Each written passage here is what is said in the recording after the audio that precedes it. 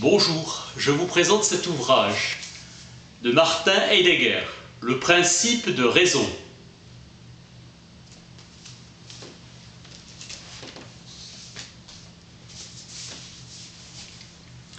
C'est Leibniz qui pour la première fois a exposé en le formulant le principe de raison comme un principe fondamental de toute connaissance et de toute science.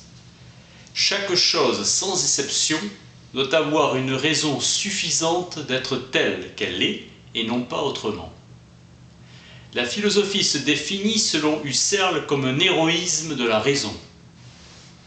La crise étant l'irrationalisme. La raison a perdu la mémoire d'elle-même, disposition même de la philosophie à s'étonner. C'est dans la même pensée que Heidegger nommera à la 11e leçon de Satz vom Grund la parenté secrète et l'amitié stellaire qui rattachent entre eux, à leur insu, tous les grands penseurs. Le sens des analyses de Sein und Zeit n'en est pas moins la recherche d'une provenance à partir d'une souche plus essentielle qui fonde d'autant mieux ce qui dérive d'elle. Le seul mal est que ce fond nous échappe, à nous qui ne vivons plus que d'artifice. Ce sont les Grecs qui ont fait le saut du monde de la vie dans un monde du savoir. La raison philosophique représente un nouvel échelon. La question de l'être apparaît bien comme une question vitale. Tenter l'approche de l'origine à travers une méditation questionnante du début, ce début n'étant pas pour nous occidentaux l'anonymat préhistorique. L'expérience grecque de l'être, Aristote le dira bien souvent, n'est pas unicité figée. Elle comporte dès l'origine des modalités très diverses. Accès direct à l'éclaircie de l'être. C'est ainsi que la parole grecque est parole fondative. Elle se déploie elle-même comme mise en présence, en portant ce qui est dans l'éclaircie de l'ouvert.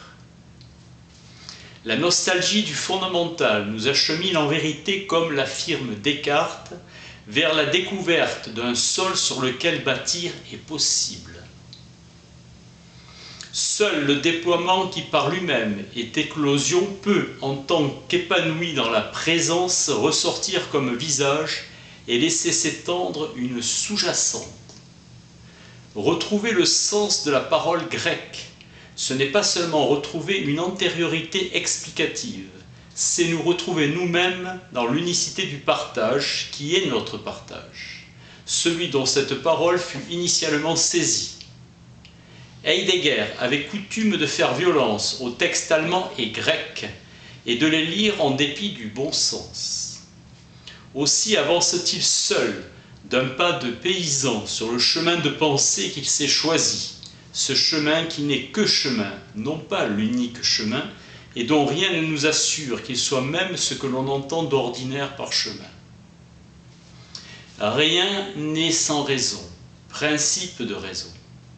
Ce qui est clair se comprend sans autre explication. L'entendement humain cherche la raison pour laquelle ce qu'il rencontre est tel qu'il est. Il exige que ses propres assertions et affirmations soient fondées. Toutes les fois que nous approfondissons, nous nous trouvons sur un chemin conduisant vers le fond. La pensée représentative sonde et fonde toutes choses. Le principe de raison est la plus énigmatique de toutes les assertions possibles. Rien de tout ce qui est de quelque manière n'est sans raison. Deux négations valent une affirmation. Tout ce qui est, tout ce qui de quelque manière mérite le nom d'étant a une raison. Tout étant, dans la mesure où l'étant a pu jusqu'ici être observé, a une raison. Le principe de raison n'est ni une constatation, ni une règle. Tout étant a nécessairement une raison. Énigme du principe. Où le principe de raison a-t-il lui-même sa raison? Il suffit d'assurer, dans ce qu'il énonce, est immédiatement évident qu'il n'a besoin ni d'une vérification ni d'une preuve. La lumière en laquelle brille l'évidence du principe de raison, et en établissant d'abord à quel genre de proposition le principe se rattache. Le principe dit quelque chose dont nous ne pouvons nous écarter, Il dit quelque chose qui est nécessairement tel qu'il est. Le principe de raison est le principe suprême. Le principe premier est le principe d'identité. A égale A. Identité signifie le même lui-même, le même avec lui-même. L'identité ne va pas loin sans le fond. Et le principe de raison traite du fond, ce qui gît au fond, ce qui s'étend comme fond devant nous, à savoir pour l'énonciation qui le concerne. Il nous fournit certaines informations sur notre propre être. Sonder et fonder caractérisent toutes nos démarches. Descartes voulait asseoir tout le savoir humain sur une base inébranlable, en commençant par douter de tout, et en admettant comme connaissance certaine que ce qui se présente à nous clairement et distinctement. Pour le voyage vers le fond, hardiesse de la pensée et la retenue. Le poète Novalis, qui était en même temps un grand penseur, le principe de raison est notre bâton et notre appui. La proposition de raison est la raison de la proposition. Le fond du fond, la raison de la raison. Il nous faut considérer que peut-être le sens d'estimer tel qu'il a été pensé par les Grecs, car ceux-ci ne connaissaient ni la notion d'appréciation ni le concept de valeur. Estimer veut dire faire apparaître une chose dans la considération. Ce qui se tient en la plus haute considération apporte de soi-même ce regard et cet égard. Partout notre représentation a recours à un fond. Nous nous représentons quelque chose comme ceci ou comme cela. On néglige d'observer comment et en quel sens les axiomes sont en eux-mêmes des estimations. Pour un grec, laisse une chose subsister sous un aspect et la conserver telle.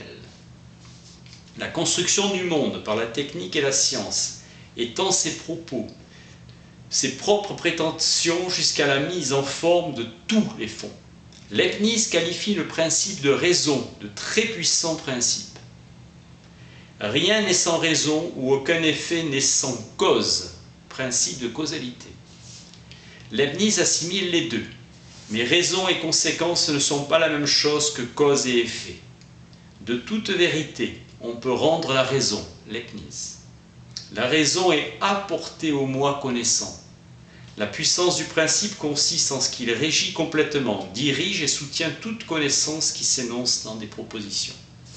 C'est la découverte du principe de raison comme l'un des premiers axiomes de toute représentation et de tout comportement qui a d'abord imprimé sa marque sur l'esprit du XVIIIe siècle. La nature et l'histoire font partie de l'être total de l'étang, de ce que Leibniz, se référant au langage le plus ancien de la pensée occidentale, appelle natura. Il est dans la nature une raison pour laquelle quelque chose existe plutôt que rien. Cette raison doit se trouver dans quelque étant réel ou dans sa cause. Une cause première doit exister. La raison existante, ultime, suprême de toute chose. Leibniz ajoute et a coutume d'être appelé d'un seul mot, Dieu. Une efficience revient de droit au principe suprême. Toute efficience requiert une cause. Or, la cause première est Dieu. L'homme caractérise une époque de son existence historique et spirituelle par la mise à sa portée d'une énergie naturelle et par la pression qu'il en subit. L'existence de l'homme marquée par l'atome. Que notre méditation ne perde plus de vue ceci, une époque de l'histoire de l'humanité caractérisée par l'atome. Il apparaît que la force qui pousse le courant, qui entraîne à éliminer constamment les contradictions, provient de l'appel de la science elle-même. La science répond à l'appel, sinon elle ne pourrait être ce qu'elle est. L'âge atomique, entendu comme époque planétaire de l'humanité, est caractérisé par ce fait. Course au domptage d'énergies gigantesques, lesquelles doivent couvrir les besoins énergétiques de l'homme sur Terre. Angelus Silesius, alias Johann Schäfer. Leibniz en parle dans ses lettres. La rose est sans pourquoi.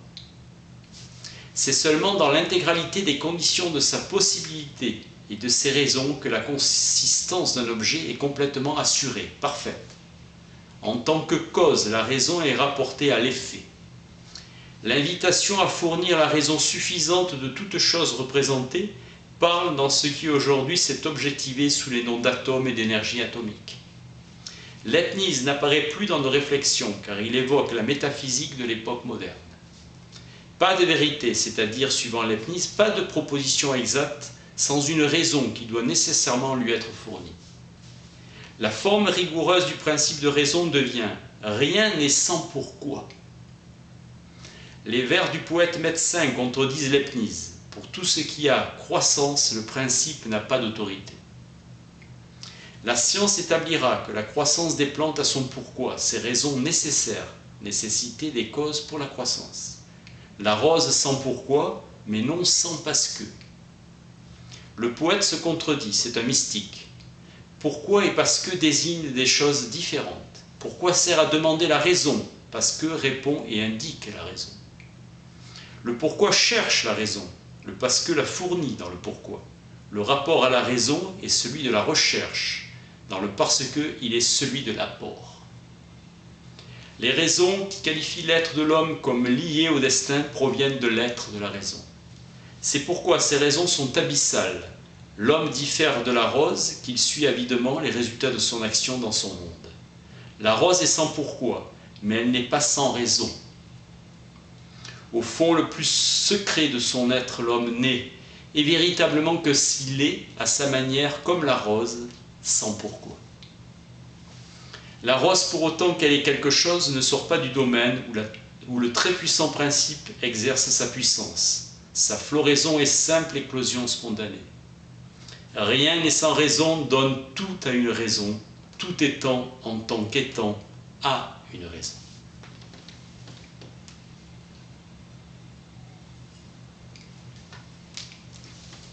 Le principe de raison, sous sa forme rigoureuse, n'est pas universellement valable. La rose n'a pas de raison, et la rose a une raison. La raison est représentée. Tout étant a une raison entendue comme il est d'ordinaire. Le principe de raison n'énonce rien sur la raison, mais sur l'étant comme tel. Étant suprême, le principe de raison est indérivable. Il est un point d'arrêt pour la pensée.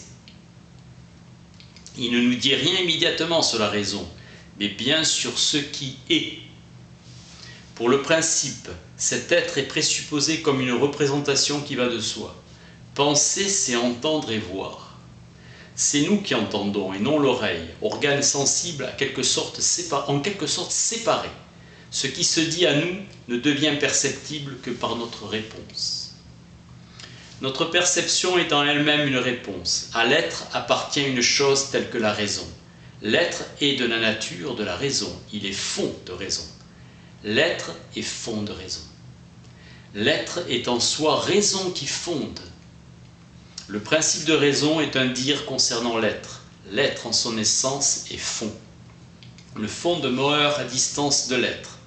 L'être ne tombe pas sous le coup du principe de raison auquel seul l'étant est soumis. L'essence de l'être se voile. Cette occultation n'en demeura pas moins, en même temps, la façon dont l'être se tourne vers nous, se dispense à nous dans les temps. Percevoir l'essence de l'être veut dire réunir dans une même pensée l'essence de la raison et l'être comme tel.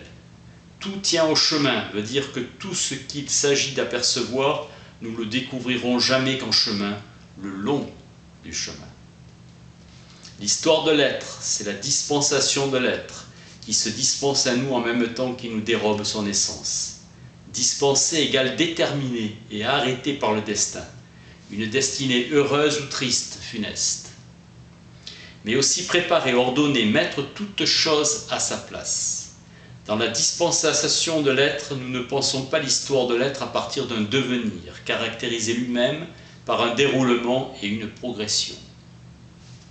L'essence de l'histoire se détermine à partir de la dispensation de l'être. Dispensation et retrait sont un seul et même acte. Aristote essaie de déterminer l'être des choses qui sont de par elles-mêmes. La physique d'Aristote est une philosophie, au lieu que la physique moderne est une science positive qui présuppose une philosophie.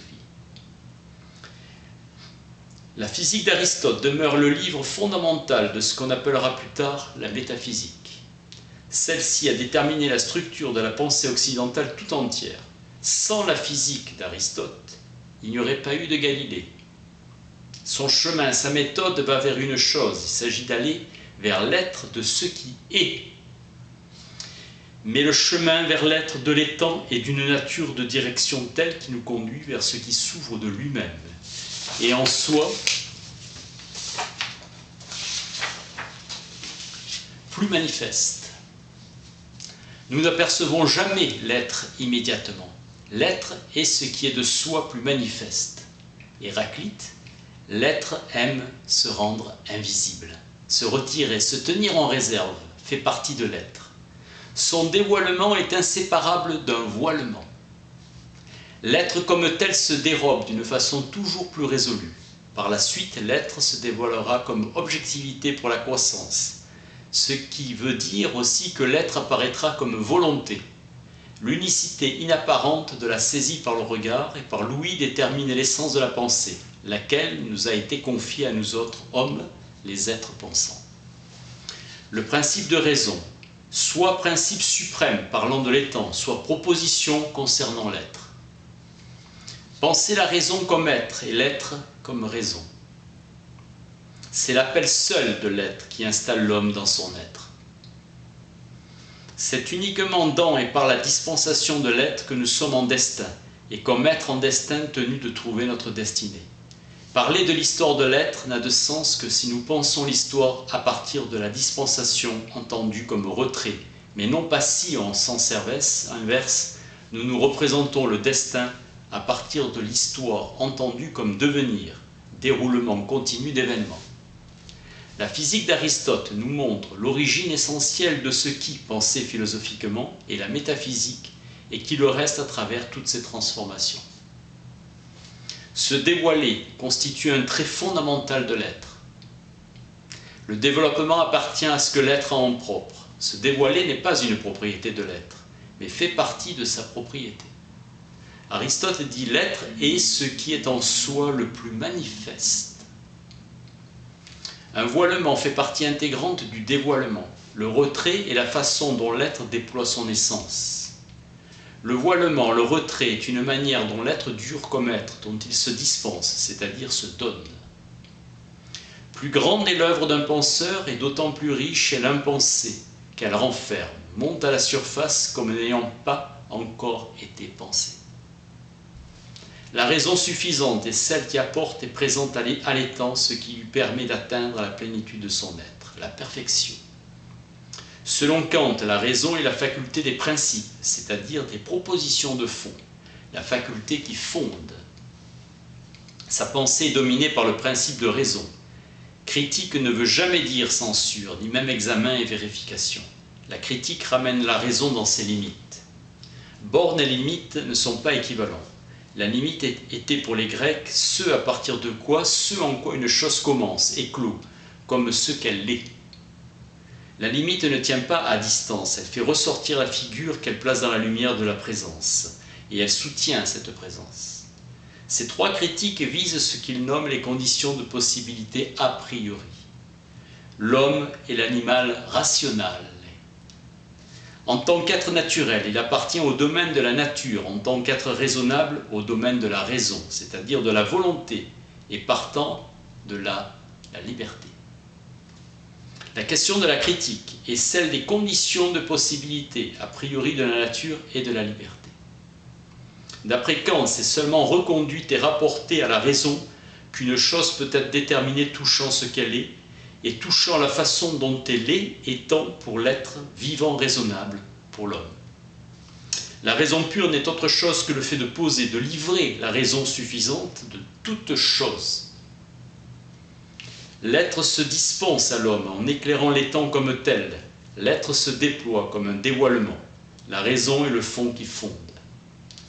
La raison pure ne reconnaît de fond que rationnel. Kant pense à l'intérieur et à partir de la dimension de la raison. En tant que faculté des principes de la raison est le pouvoir de se représenter quelque chose comme quelque chose. La dimension de la critique de la raison, théorique, pratique et technique, est l'égoïté du moi, la subjectivité du sujet. L'étant est un étant en sa qualité d'objet pour une conscience. La critique de la raison pure recherche la raison suffisante des objets, entendus comme objets de représentation pour un sujet conscient de lui-même. L'objectivité est l'être, au sens kantien de l'étant connaissance par expérience, ce que l'objet a de plus en propre. Passer par-dessus l'objet pour atteindre l'objectivité, c'est l'élever jusqu'à la raison. Ce passage au-delà de l'objet, cette ascension expresse à la subjectivité, transcendere, désignée par Kant méthode transcendantale, et non transcendante, connaissance se situant au-delà des limites de l'expérience humaine, représentation d'objets inaccessibles à l'expérience. La méthode transcendantale vise directement la raison suffisante des objets d'expérience, donc la raison suffisante de l'expérience elle-même. Elle parcourt l'immanence de la subjectivité, tel est l'être de l'étant. Le terme transcendantal vient de la scolastique médiévale. L'œuvre connue comme la métaphysique d'Aristote n'est pas un ouvrage, mais un recueil d'exposés, qu'Aristote lui-même n'avait pas réuni et qui traite de questions très différentes. Toute objectivité des objets repose dans la subjectivité. La subjectivité est cette conformité à des lois qui est un trait essentiel des raisons livrant la possibilité d'un objet. Les théologiens du Moyen-Âge ont compris différemment Aristote, suivant la façon différente dont l'être se dispensait à eux. Le mot objet est la traduction du latin objectum. Et Lessing s'est opposé à cette traduction et préféré contre-jeu. En fait, cette traduction en dit davantage, car elle laisse entendre que quelque chose est projeté, objecté, à savoir vers le sujet qui se représente, acte représentatif de l'imagination.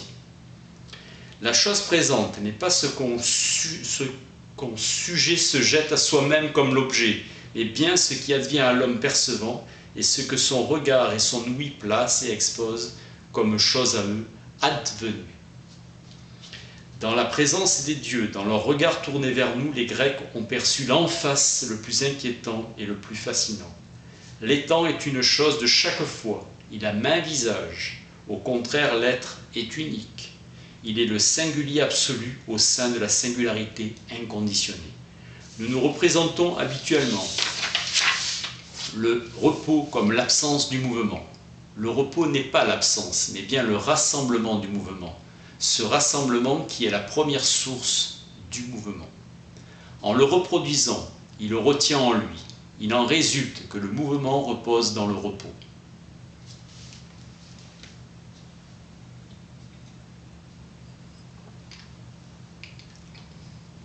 L'histoire de la pensée occidentale repose dans la dispensation qui est octroyée par l'être retiré en lui-même.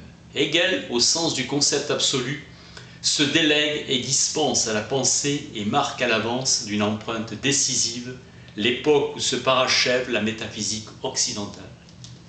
Le trait fondamental de l'être là, qui est l'homme même, se définit par le sens de l'être, ne veut en aucun cas dire qu'il possède en tant que sujet une représentation subjective de l'être et que ce dernier ne soit qu'une représentation. L'être est le temps. Sens de l'être veut dire que l'homme, en vertu de son essence, se tient dans l'ouverture créée par le projet de l'être et qu'il tient bon dans la compréhension ainsi entendue. Rendant caduque la représentation de l'homme comme sujet, Hegel, depuis toujours penser a voulu dire se conformer à l'injonction de l'être et partant de cette conformité, parcourir, discuter et décrire l'étant dans son être, discourir sur lui. Ce discours se développe dans l'histoire de la pensée occidentale et devient la dialectique. L'histoire de la pensée et le don de l'essence de l'homme reçoit de la dispensation de l'être, l'essence de l'homme reçoit sa destinée, qui est d'amener à la parole l'être de l'étant. Au cours de cette histoire de l'être s'est offert à la pensée de Kant comme objectivité de l'objet d'expérience. Ce monde de pensée, cette réplique, Kant appelle méthode transcendantale. J'appelle transcendantale toute connaissance qui, d'une façon générale, ne traite pas des objets, mais bien de la manière dont nous connaissons les objets. Comment les objets peuvent-ils être pour nous des objets? Pour les penseurs grecs, l'étant n'était jamais objet, mais bien ce qui d'en face nous est présent et dur. L'être était plus étant que nos objets. La présence dans l'objectivité doit être distinguée rigoureusement de la présence dans l'en-face. Et cela du point de vue de l'histoire de l'être. L'être nous dérobe son origine essentielle. La raison inclut en elle la plénitude des raisons possibles, fonde toute fondation. La fondation complète de l'étant, comme telle, se trouve à la fois décidée et incluse dans le domaine entièrement parcouru et mesuré de la ratio, comme raison et subjectivité. Dans rien n'est sans raison, et la raison. Laisse percevoir une harmonie entre l'être et la raison. Uniformité, être et raison, le même. Dans rien n'est sans raison, le et domine la raison, le fond. Pour Kant, l'être est l'objectivité de l'objet. Saut du principe de raison comme principe suprême, l'étant, aboutissant au même principe de l'être. Le sceau demeure une libre possibilité de la pensée, et à l'endroit du sceau s'ouvre la région où réside l'essence de la liberté. L'homme est pris en main et maintenu dans sa position d'habitant et de co-bâtisseur de l'éclaircie de l'être. La dispensation de l'être en tant que propos et appel est la parole qui parle à l'origine de tout parler humain. Parole se dit en latin fatum. Le sceau devient appropriation commémorante de la dispensation de l'être. Commémorer ce qui fut, c'est progresser dans l'impensé qu'il faut penser. La pensée est une pensée qui avance parce qu'elle commémore. Dans la conception courante de l'histoire se retrouve la division du monde en une région sensible et soumise au changement, et une région suprasensible et immuable.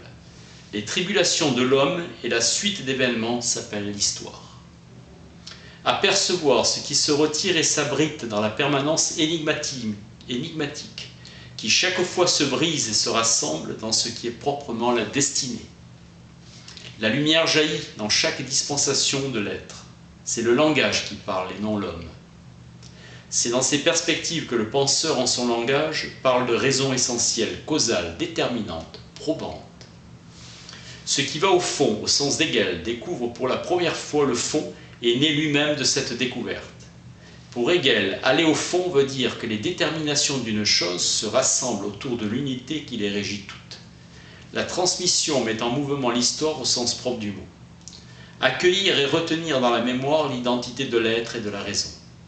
C'est dans la pensée grecque d'Anaximandre à Aristote que le commencement de la dispensation de l'être a trouvé la réponse qui lui était appropriée et le lieu de sa conservation.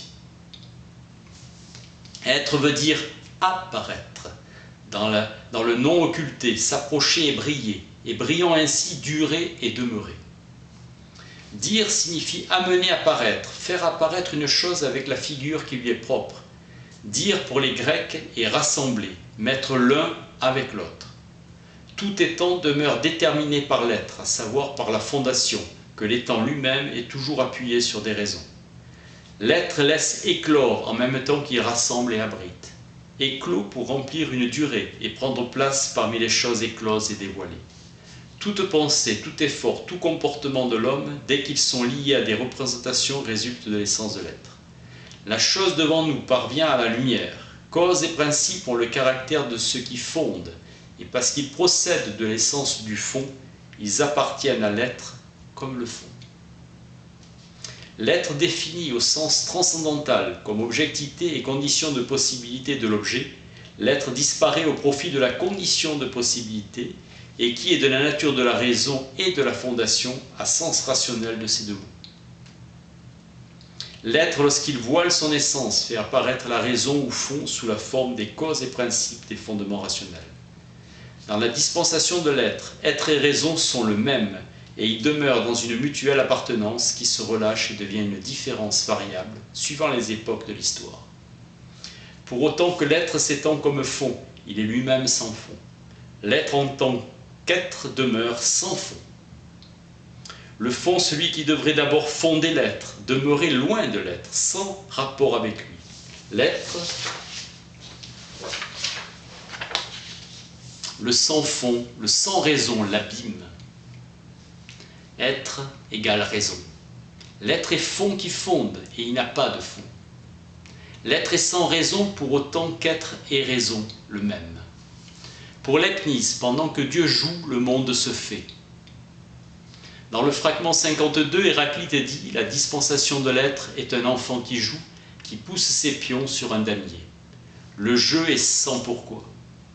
Le jeu seul demeure, c'est l'un, l'unique. C'est comme sans fond qu'il joue ce jeu qui nous dispense en jouant l'être et la raison. La raison justifie la liaison, elle fournit les comptes établissant la vérité du jugement. Le fondement de la vérité du jugement est représenté comme ratio. La raison est ratio, c'est-à-dire compte à rendre. Rendre quelque chose présent à l'homme en le lui rapportant. La raison à fournir doit être une ratio sufficiens. Étant complètement soumise à ce principe, la représentation est désormais nettement rationnelle, dirigée par la raison. Ratio est le mode de l'appréhension, c'est-à-dire la raison. La représentation rationnelle obéit au principe de raison. C'est par lui seul que la raison est amenée comme telle à déployer la totalité de son être. L'ère atomique peut devenir un âge riche en espoir, florissant, heureux, un âge où nous vivrons grâce aux atomes. Tout dépend de nous. Otto Hahn. Dans l'introduction du livre, nous vivrons grâce aux atomes de Junger. Unité qui relie des éléments en conflit et qui détermine la liaison des représentations dans un jugement. C'est la raison suffisante qui en est fournie. En même temps, l'information informe, c'est-à-dire enseigne, elle informe, c'est-à-dire dispose et dirige. L'information en tant que transmission de nouvelles donne à l'homme une forme telle qu'elle suffise à assurer la domination de l'homme sur la terre entière et même au-delà. Être veut dire fond, raison. Seul l'étant a une raison, et il a nécessairement. La pensée métaphysique, conformément au principe de raison, réclame pour l'être une raison première, et elle la trouve dans un étant, à savoir dans l'étant maximum. Goethe dit de la science moderne, elle s'efforce et lutte, chercheuse infatigable, réclamant la loi et la raison, le pourquoi et le comment. L'être qui est lui-même la raison demeure sans raison, c'est-à-dire maintenant sans pourquoi. Car le parce que est sans pourquoi et il n'a pas de raison, étant lui-même la raison. Le mot fond raison signifie ce qui est situé plus bas, Goethe. Le parce que indique l'essence de l'être. Demeurer, durer, perdurer, ancien sens du mot être. Le parce que désigne la pure et simple présence qui est sans pourquoi, dont tout dépend et sur laquelle tout repose. C'est la parole laissant voir l'être comme raison qui déjà se dit à l'homme occidental. Sans ce message, il n'y aurait pas de pensée philosophique. Ce qui mérite d'être pensé, telle est donc la question, qui est la question de la pensée et qui intéresse le monde entier. De la réponse qu'elle recevra dépendra l'avenir de la Terre et celui de l'existence de l'homme sur la Terre. Dans la traduction du texte, importance entre la minuscule et la majuscule à l'initiale du mot raison. Raison sans majuscule est traduit par fondement, raison, motif, cause de l'allemand Grund. Raison avec majuscule traduit Vernunft, raison au sens d'intelligence, entendement, organe de la pensée. Distinction de deux sens du latin ratio qui ont été conservés dans le français raison mais qui sont rendus en allemand par deux mots différents.